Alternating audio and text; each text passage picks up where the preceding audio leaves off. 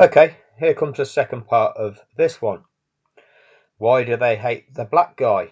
So the first part dealt with the first three races of the 2021 season, which was Bahrain, where Lewis Hamilton won. Max Verstappen performed an overtake, went off the track, had to give the place back. The strap-on fanboy gets incited because Lewis exceeded track limits. How many times is it, kids? 29 times? You keep telling us, is it? Something like that. Oh, but when Max was told to do it as well, race control said he wasn't allowed. All right, kids. Well, if you'd actually played sport yourself, right? If you'd actually done something rather than just, twiddled your thumbs on your computer games whilst you're pleasuring yourselves, um, what you'd actually realise is if your opponent in a game is doing something, right, and getting away with it, you just do the same thing. So if you're Max Verstappen and you're driving around the track and you're seeing the car in front of you take a certain line, and he might appear to be pulling away from you by taking that line, do you know what you do? You take that line. It's quite simple, isn't it? Because then, if somebody pulls you up, you can go, well, he's doing it, right? Or do you go, oh, well, he's done that 29 times. I'm going to now start doing that. No, mate, that's exceeding track limits. Okay, neither of you are allowed to do that now. Oh, oh, but I go off track. I go off track, and you penalise me. Right, if you're going to draw it to our attention, if you're going to make a thing of it, then we'll enforce the rules. That's the way these things work. But what happens is Horner starts making an issue of it. You'll see every single Grand Prix. How many Grand Prix has it made an issue of? Go back through the 2020 season. Go back through the 2019 season. How many times does Horner make an issue of it? 2021.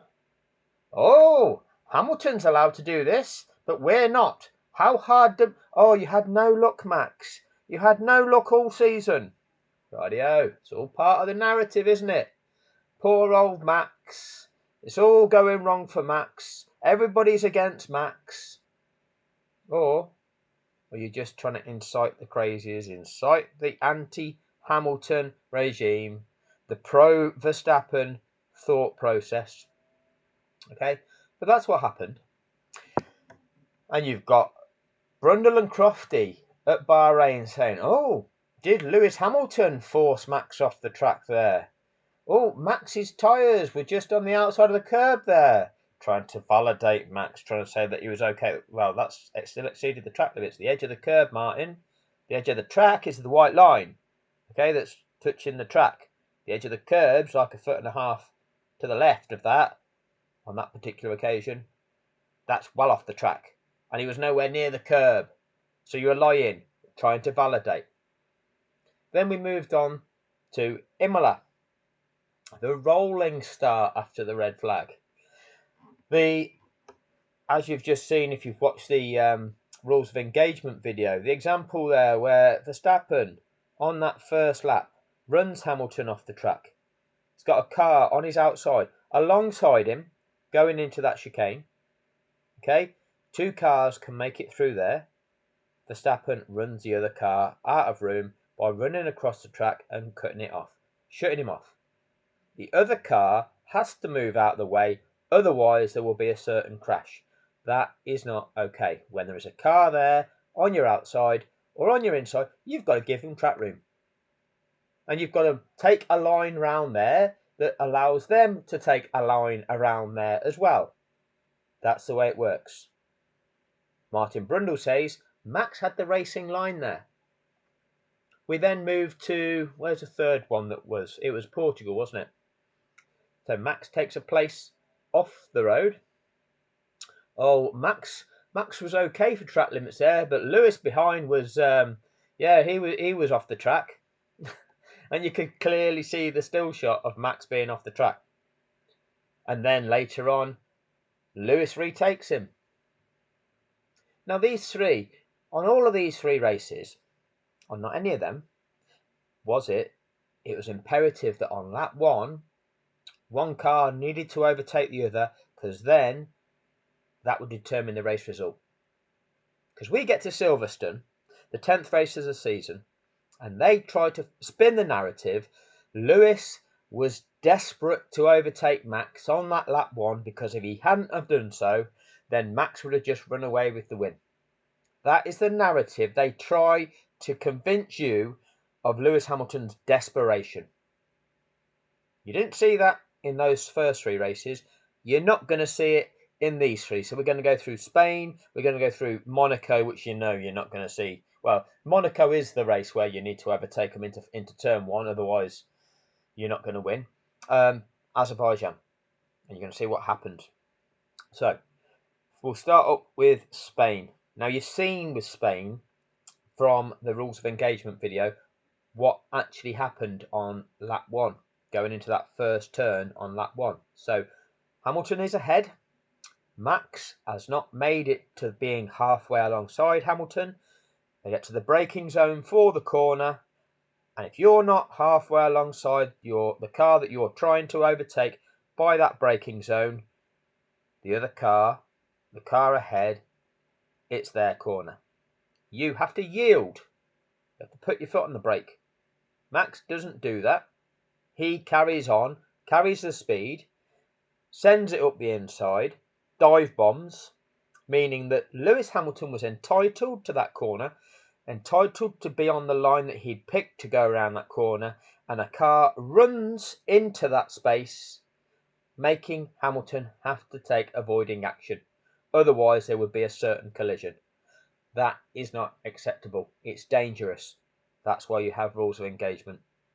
That's what happened, and we'll see what Brundle and Crofty actually say.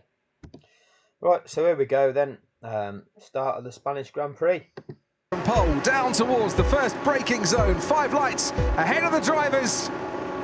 It's lights out and away we go. And I think Verstappen got a slightly better start than Lewis Hamilton, and also Charles Leclerc a better start than Valtteri Bottas. Hamilton is just leading ahead then of Max Verstappen on the inside of the Ferrari Esteban Ocon as Verstappen goes into turn 1 and goes past the Mercedes. He got his elbows out there, Max Verstappen, and takes the Got his elbows out. lead of the race from Lewis Hamilton and then Valtteri Bottas. They're all clean through the first couple of corners, but that was such an important move for Verstappen, and he got it done well. Once again, Verstappen with razor blades on his elbow. Razor blades on his elbows. Is that a thing? Is that okay? Is that a way of describing any move in any sport? And he would not yield. All fair. It was a good race. All fair. He would not yield. All fair. What did the other guy have to do? If Lewis Hamilton had not have done that, what would have happened? Certain crash. All fair. Validator. Racing, and Lewis did well to just step out of it. And Oh, he did well to step out of it, because otherwise it'd have been a first lap crash, because somebody went in there too hot once again. live for another 66 laps. Through turn 4 on the inside of the Aston Martin, Fernando Alonso looking to make up places in his battle with Lance Stroll. We're watching. So, we'll see what else is said by this dynamic duo. So we're reviewing the start again. Look at that start again, and I thought live at the time Verstappen just got the better reaction, and I think that confirms it, Martin. Yeah, Red Bull's getting away really well, isn't it? And as Anthony pointed out, he was right at the front of his box, grid box, which you're allowed to be. Look at the slipstream effect behind them. And then it's Dan Deere on the brakes, and a rude little shove there against Lewis Hamilton. But Max was on the racing line. Max was on the racing line. Right. Is the inside line to that corner the racing line? No? And from there is cutting the opponent off that's actually physically there. Is racing line relevant when you've got two cars dueling? No. You've got to leave the other car track room. But Brundle once again validates. Max had the racing line, so we'll just go through that again. behind them, and then it's Dan Deere on the brakes, and a rude little Dan Dare on the brakes. shove there against Lewis Hamilton, but Max was on the racing line. He had the high ground. He was ahead. Here we go. He had the high ground. On board then with Max Verstappen, and we'll see beautifully how he slips behind Hamilton and how close they get in turn one. And Lewis probably will have wished when he sees that again that he'd have slammed across to the right-hand side. He could have done it, but in his mirrors it would have looked like the Red Bull was not exactly... What, and risked having Strap-on smash into him? Or is it more pragmatic to try and do it properly? And try and avoid having somebody smash into you? exactly far enough behind him, but there was a point where The officials of this sport should be strong enough to penalise that so that you're not up against somebody that's willing to do that. But they wouldn't do that. They wouldn't look at a situation like that and punish Verstappen. And consequently, they enabled him. They enabled him to drive that like that continually. If you're not going to get a consequence, if you're not going to get punished for doing something, you'll carry on doing it. That applies to lots of things in life. If there is no consequence for wrongdoing, the perpetrators will carry on doing it. Think about that one, boys and girls. Lewis could have covered the inside, but I'm sure they didn't look quite that way from where he was sitting. How did they not make contact going into Because Lewis Hamilton jumped out of the way. the turn one, though? You'll see how close they get once again. Oh, he really did have to back off there, Lewis Hamilton, and we're now on board with the Ferrari. So, again, you can look at all the other cars. You can see how all the other cars stream around that corner. I'll see if I can give you a still. Okay, look at this aerial picture. This board is the 50-metre board before the corner. Now, when you're coming down this big, long straight, you're picking up a lot of speed. You're starting braking, okay? Kids, look in your highway code. Look at your braking distances. They're exactly the same for a Formula 1 car. But strap on here. His front wheels are level with the back wheels of Sir Lewis Hamilton's car. You're not halfway alongside, are you? So, braking zone of the corner, time to back off. That's not what happens. Slipstream effect behind.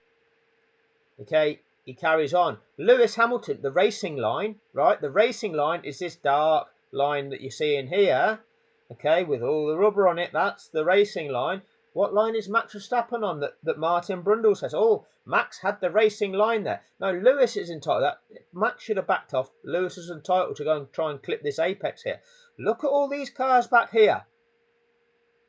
What do these cars do? Do these make it around that corner side by side? Or do these cars on the inside force these cars on the outside off the track? Them. And then it's... So look at Max Verstappen's car now. Look at the direction it's going. Okay, it's going to come across here. Look at these cars that are coming around here on the inside line. Look at the direction they leave this area. So once they go by these 3 yellow markers on the inside of this corner, look at where their trajectory goes beyond that. Look at Max Verstappen's. Lewis, look at the nearly contact there. Lewis Hamilton should have... Look at this car in third. I think that's Bottas in third. Look at the direction that Bottas takes. That's where Lewis Hamilton should have been entitled to take. It's Dan Deere on. And he's had to jump out the way to avoid the collision. Now look, Verstappen came around this inside line and he's straight over there. Look at this Ferrari, look at these Alpines, look at this Ferrari. They've got cars on their outside. Look at where they go. On the brakes and... Oh, you see that? You see that? You see the difference? 1, 2, 3 cars managed to make it around that corner with a car on their outside. Why? Because they slowed down to take that corner at the right speed so that they could keep in control of their car and not force the other car off the track. That is motor racing. A rude little shove there against Lewis Hamilton, but... That's motor racing. But they're not going to educate you that. Grid box, which you're allowed to be in. Look at the slipstream effect. Look at them all slowing down. A better reaction, and I think that confirms it, Martin.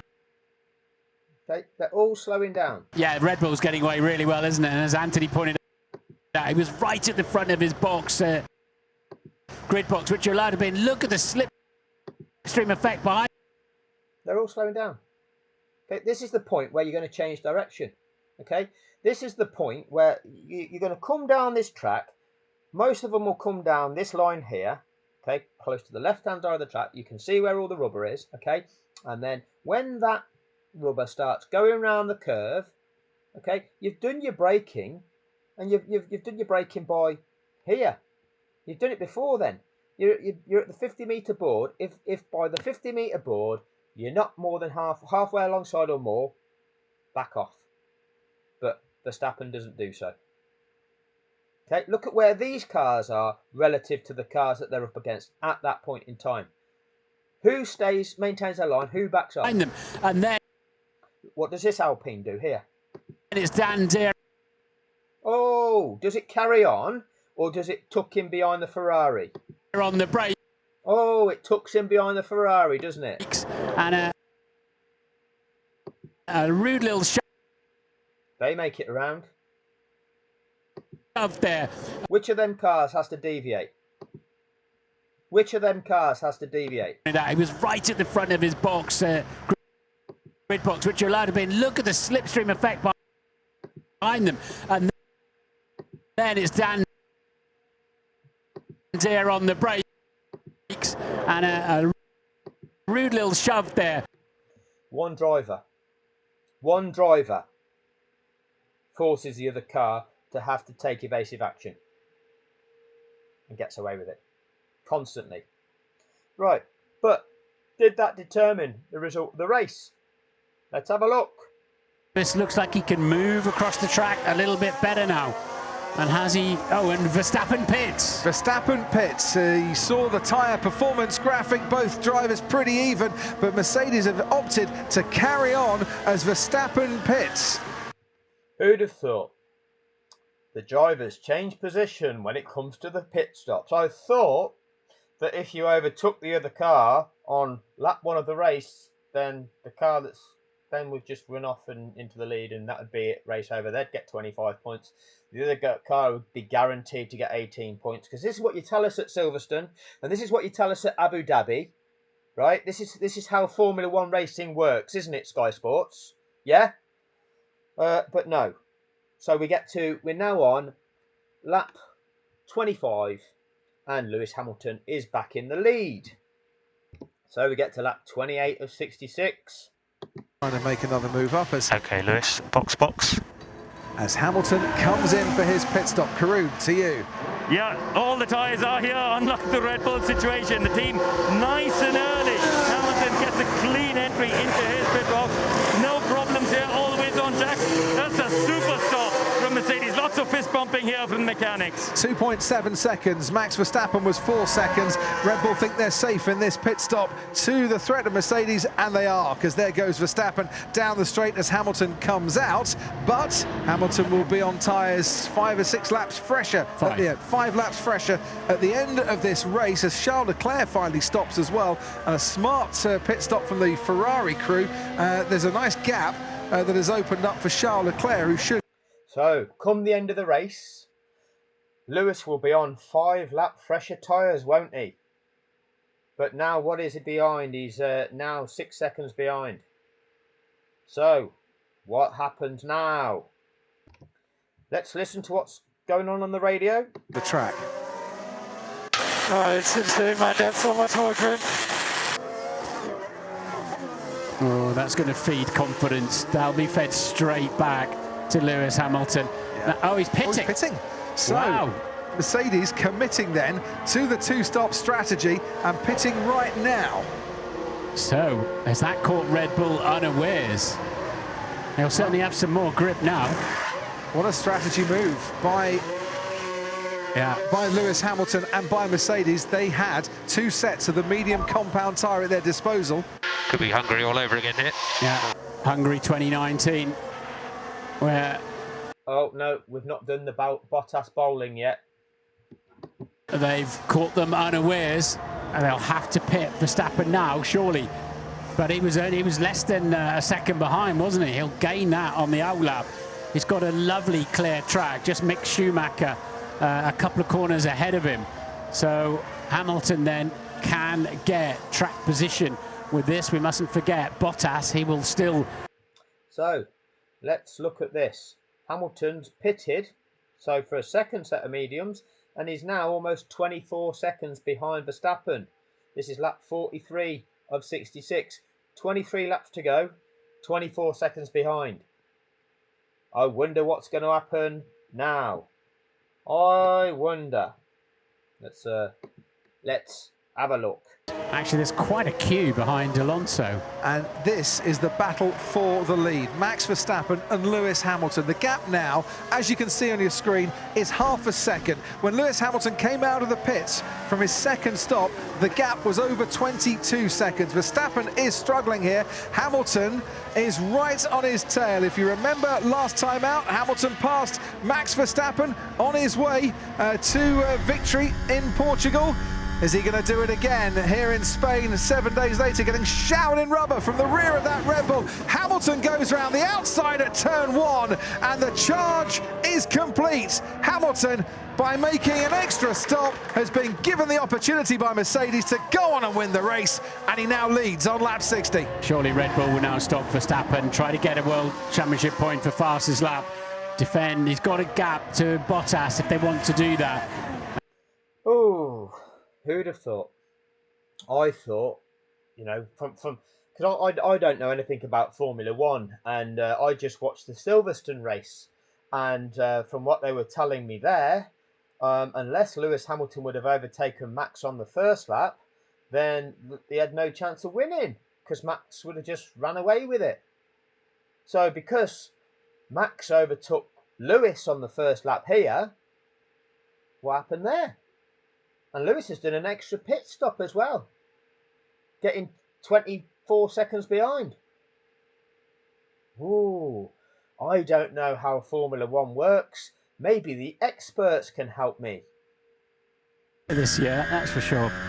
Sometimes it's not about the destination, it's how you get there in life. And Verstappen, a big lock up there, would have liked to have found a different way of getting to the podium this afternoon, and one that might have just put him up to the top step. A season where it's so tight between Verstappen and Hamilton, Red Bull and Mercedes, you know, these are the days that Mercedes, if they win the championship, will look back and go, yeah, that's where we really made it count. Bottas is on a quick one again, very fastest man of the entire Grand Prix in the first sector, although it's only 22 seconds, but keep an eye out for the middle sector.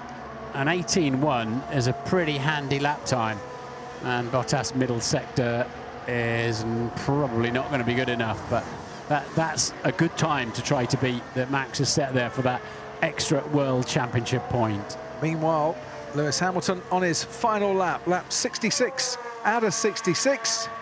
What a weekend it has been for him. The first driver in Formula One history to take 100 pole positions, and he's going to convert that into what would be his 59th win from pole position. And what a charge they put on Max Verstappen. Had the faith in his team that they got the right strategy. But in Bahrain, they tell us two of the greatest we've ever seen. So we've got a guy, winning his 95th, 6th, 97th Grand Prix. I don't know what he's winning there. What's Max won? 11? Lewis doing his 100th pole position. How many's Max got? 4? 3? I don't know. You tell me. Are these guys comparable? But Brundle's telling us they're two of the best ever. Two of the greatest ever. He delivered the lap times, and when he arrived at Verstappen, well, Verstappen had no grip to keep a grip on top spot. And Bottas was 1.3 seconds shy of taking fastest lap. Ayrton Senna won 5 consecutive Monaco Grand Prix. He holds the record for the most consecutive wins at a single venue. Lewis Hamilton is going to join him in that race. Oh yeah, so you know when you compare greatness, you know, you're comparing similar statistics, aren't you? Oh, this is what makes Ayrton Senna great. He's got X amount of world championships. He's won X amount of Grand Prix. He's got X amount of pole positions. He's got these records. Won this event 5 times. Yeah? Which of those records did Max Verstappen have at that point in time? And you're comparing him and projecting him as one of those all-time greats at that stage when he'd done absolutely nothing. Record. It's another record-breaking race on a record-breaking weekend here in Spain for Lewis Hamilton. It's his 6th Spanish Grand Prix win. It's his 5th in a row. It's 100 poles, and it's the checkered flag as the winner of the Spanish Grand Prix for Lewis Hamilton, who strengthens his grip then at the top of the table. And it's high fives all round at Mercedes for a job well done. Right, I'm going to try and upload this one now because I've used that footage to try and show you the aerial view of turn 1, because that's the best way of showing you. I don't know if it's going to upload, so I'm not going to go and take another half hour into this video to then have it blocked. Means I'm going to have to do Monaco and Azerbaijan in the next video, so apologies for promising you something at the start of this video and it not being that, but that's my reason. Look out for the next one. Thanks for your time.